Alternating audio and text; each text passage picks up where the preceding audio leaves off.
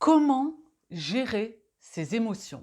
Bonjour à tous et bienvenue sur cette nouvelle vidéo. Je me présente, Soraya de Sordi Life Coach. Je suis coach professionnel certifié, ma spécialité est le life coaching. J'accompagne des hommes et des femmes en épanouissement personnel et professionnel. Ensemble, nous irons au-delà de vos limites.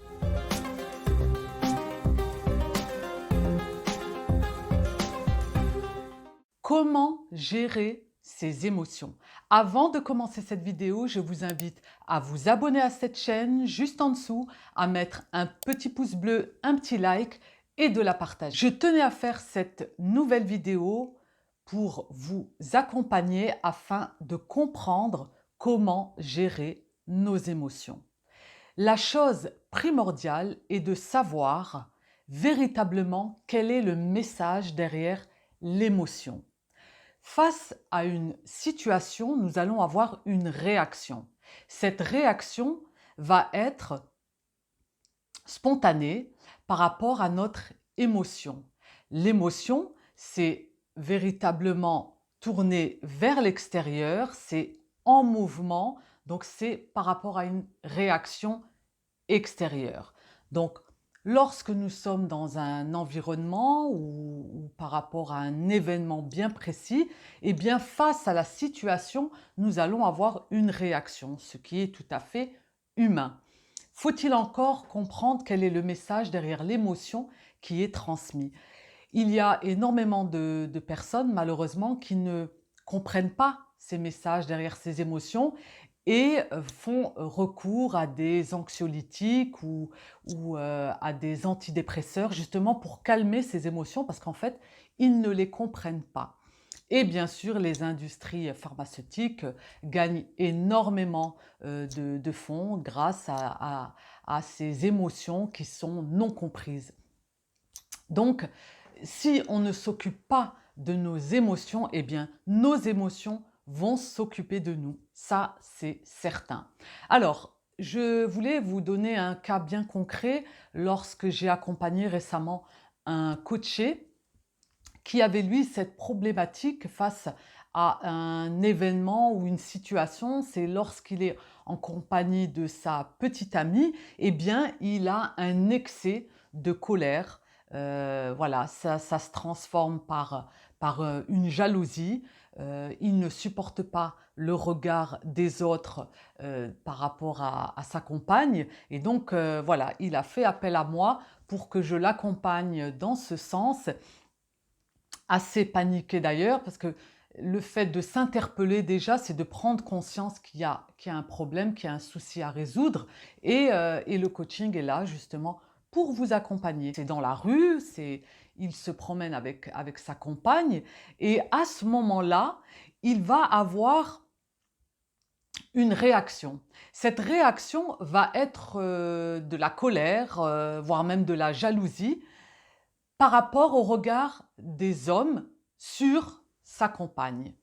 Eh bien, qu'est-ce qui fait en sorte que son état commence à prendre le dessus, à cette émotion qui va commencer à jaillir spontanément par rapport à cette réaction? Eh bien, c'est propre à lui, c'est par rapport à sa grille de perception, c'est par rapport à ce qui est enregistré dans sa mémoire, c'est tout ce qu'il a reçu de son éducation, de ses croyances, par rapport à ses jugements, par rapport à ses valeurs, par rapport à ses principes. Donc tout cela est construit inconsciemment en soi et c'est ce qui va en être la cause. C'est en fait une cause interne qui va alimenter cette émotion de colère, de jalousie par rapport au regard des hommes sur sa compagne.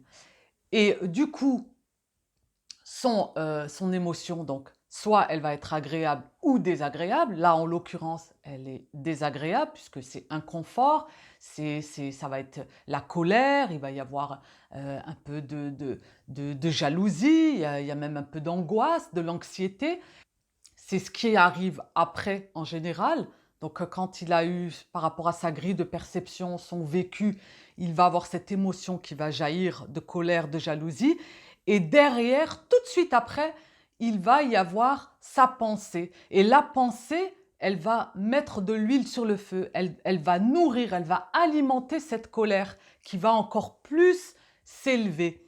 Et du coup, son dialogue interne, on l'a décortiqué, c'est vraiment mais ça va pas, c'est ma femme pour qu'il se prenne, elle est à moi.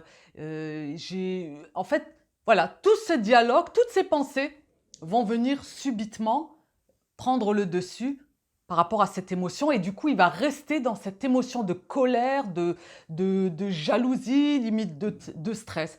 Et la conséquence, eh bien, c'est que ça va être désagréable pour lui. Il va être complètement énervé, il va trembler, il va avoir voilà, de la colère. Voilà, le corps ensuite physique va réagir. Donc il va y avoir des tremblements, de la nervosité. Et en fait, tout cela derrière, c'est par rapport à un besoin qui n'est pas comblé. Tout ce schéma, c'est par rapport à un besoin. Parce que cette émotion-là de colère, eh bien, elle donne un message. Elle transmet un message. Et en fait, pour lui, par rapport à ce besoin, c'est un besoin de reconnaissance. Il doit, au fond de lui, comme si, voilà, le besoin d'être reconnu, il est avec sa compagne, c'est sa compagne, elle est avec lui. Il ne supporte pas ce regard des autres parce qu'il a un travail à faire à travers lui. Et en soi, ce n'est pas le regard des autres qui est gênant, c'est le regard que lui porte par rapport à cette situation. Elle est vraiment interne. Et tant qu'on ne la travaille pas en profondeur, eh bien, on va rester bloqué dans des schémas tels que cette situation inconsciente, inconfort, qui vont nous mettre dans des émotions extrêmes. Et si on ne s'appuie pas dessus et on ne le travaille pas en profondeur, eh bien on va être toujours dans ce même schéma, dans cette même émotion répétitive à chaque situation. Donc voilà, je vous invite, si vous le souhaitez, à regarder ma vidéo juste en dessous concernant les 7 besoins fondamentaux. Donc voilà, c'est vraiment de constituer ces 7 besoins sur un socle pour s'épanouir totalement.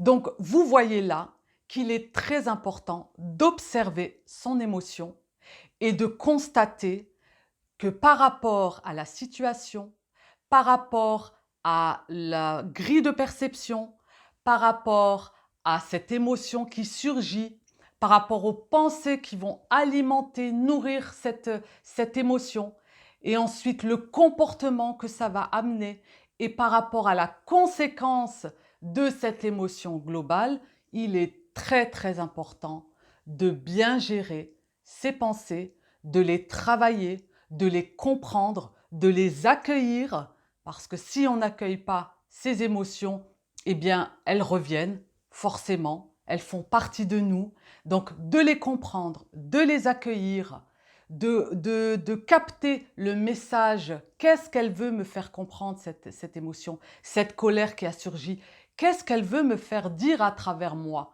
Et le fait de s'interroger, c'est un travail merveilleux par rapport à son développement personnel et pour être épanoui totalement.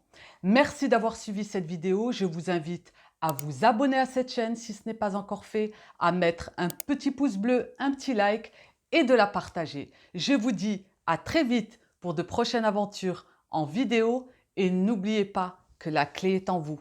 Bye!